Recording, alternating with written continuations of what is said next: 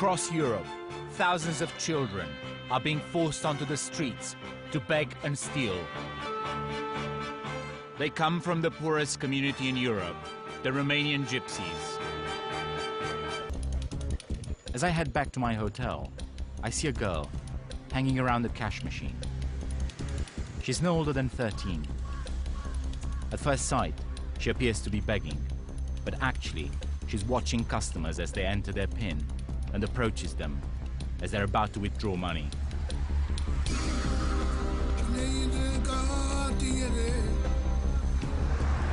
A police car drives by and she flees. We follow. She's using a piece of paper to cover her hand as she tries to press the button for the highest sum available on the cash machine and take the money as it comes out. She's a distraction thief, one of the gypsy children that the police say make up a third of all the under 17-year-olds they have to deal with in the city. We monitor the bus stop. Every day, we see children arriving with the women who beg in the city. One day, I see a girl who lives in the camp, wandering by herself in the center of Madrid. She looks about 13. I watch as she targets a woman at the cash machine and nearly succeeds in stealing her money. It takes 4 passers-by to stop her. The girl steals a scarf right in front of me and disguises herself. Then she hangs around a number of cash machines, ready to pounce. A security guard from the bank calls the police. They arrive swiftly. But after talking to her for a few minutes, they let her go. She skips off and waves to the security guard. I've spoken to the Madrid Police Department that deals with child crime. 95% of the children under the age of 14 they pick up for stealing in Madrid are Romanian gypsies. The police say there's not much they can do, as in Spain, children of this age cannot be held responsible for their crimes.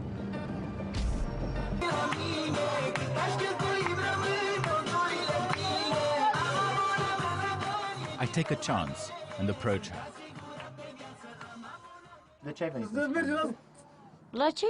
To beg, to steal, what we can't steal. From cash machines. Who says we can't steal? So what if they look me up?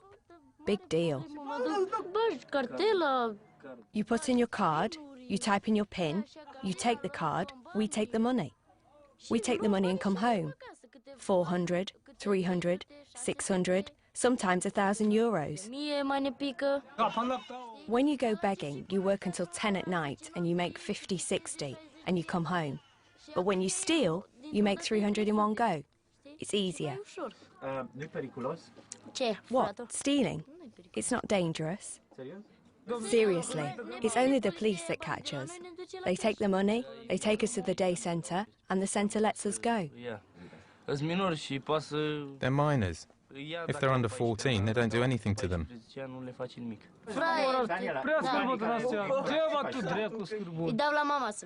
I give it to my mother so we can build a house in Romania. But I hide some of it for myself. I give her 150 and I keep 150. Suddenly, an argument breaks out, and they turn against me.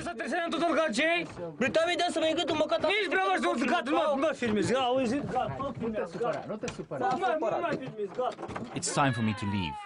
It's becoming dangerous. They're bold in their attacks, and do not seem to care if their target is much stronger.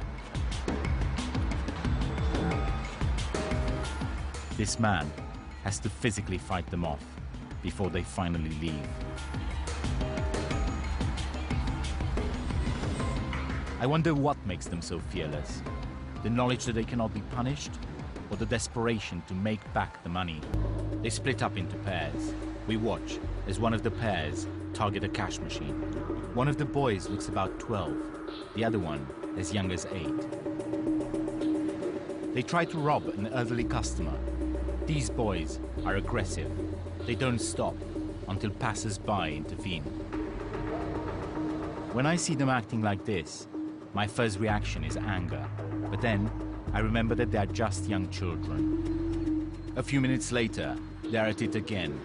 The older boy pushes the younger one towards the customer, but the man, who's twice their size, pushes him back.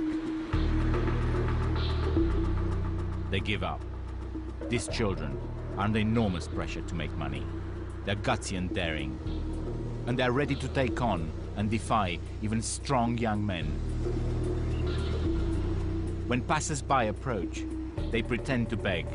This is well rehearsed, and they're probably trained to act like this.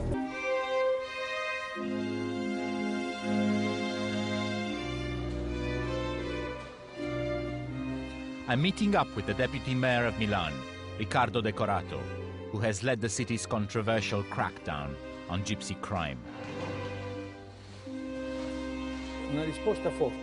A strong response would be to kick out Romania from the European Union and consider Romania outcast. Do you believe it could be done? It's impossible. Today the EU is expanding.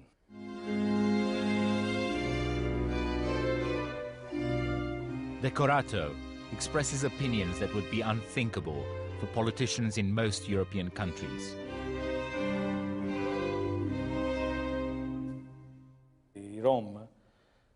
The Roma don't really know the meaning of work, because we always find them in the camps. They send the women to work and prostitute themselves, and the children are sent to steal.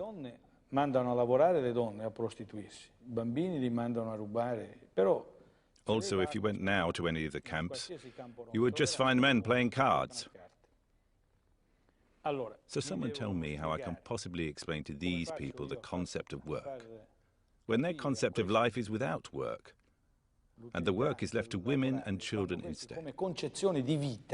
Non hanno il lavoro, ma il lavoro lo fanno fare a donne e bambini. So it follows that it's not us being racist, but it's them who don't know how to be in our society. Saper stare in una società civile. So why are you here today? To celebrate the closure of the Romani camp. And because I was pickpocketed twice. Now that they've been kicked out, I'm happy. Sure, it's safer now, but for how long? Because these people just move from 1 kilometer to the next. They are always here. The Roma, the nomads, whatever you call them. It's disgusting the way they exploit children and old people. I'm here to meet up with a powerful leader of the gypsy underworld. The neighborhood where he lives is home to over 10,000 gypsies. Most of them belong to one clan, the Thieves. So we're going into this room, which is specially made like a museum of photos. Here are all my relatives. That's my father, one of the greatest gypsy leaders of Craiova, and he was part of the clan of the best thieves. I'm part of this family that occupies itself with stealing. His nickname is Brilliant, and for him, stealing is a profession that has been passed on from generation to generation.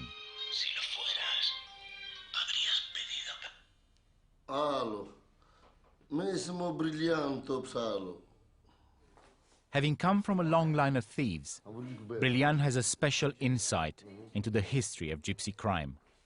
When did the Romani gypsies from Romania start going west? I can't remember exactly, but in any case, between 1980 and 1989, they earned quickly because, having escaped a communist country, they had the right to asylum and residency in those countries. And they came back with special cars and built outstanding houses. And they came back to use the power that they had. And they said, whoever goes to these countries gets rich.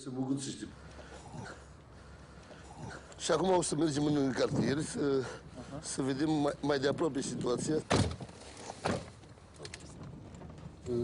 Crescut pe această stradă. I grew up on this street. At the age of 12 or 14, I started pickpocketing to contribute to help my grandparents because my parents and my uncles had been arrested. When Brilliant was a child, this district was dirt poor. But at the beginning of the 90s, when the gypsies from here went to the west to steal and beg, the neighborhood started to pick up. When they saw this possibility of making money, at a certain point they no longer wanted to go begging themselves. Because the truth is that when someone has a lot of money, they begin having character, dignity, and they're ashamed to steal and to beg. And then, in order to keep making money, and under the pretense that they want to help others, they try to persuade them to go and beg. Look there. What a house. What a courtyard. This guy's called Philip. He initiated many departures. He opened the roads, as they say, in a few countries. England, Ireland, France, Germany, Canada, Australia, America. He got to Australia, yes. And that house, and this house are all his. There's no need for him to go abroad anymore, because he makes his money as a loan shark. In the last 20 years, the neighborhood has flourished. And nowadays, every street here has dozens of imposing villas that Brilliant says are built from the proceeds of crime abroad. Look at this house. Now, there's a guy who stayed for a long time in Italy, probably for 15 years. He begged, he stole, he made a lot of money, and he sent it home and started lending it with interest. These two houses belong to Maruzzi in Calistrada. Calistrada is my first cousin. They sorted themselves out financially in England, and a large part of this fortune was made from stealing. In England, yes. Many of Brilliant's neighbors have been lifted out of poverty, but he thinks that the level of criminal greed has gone too far. He advocates a return to the old days. They stole because it was a necessity. They didn't steal to make fortunes or turn it into a business as they do nowadays.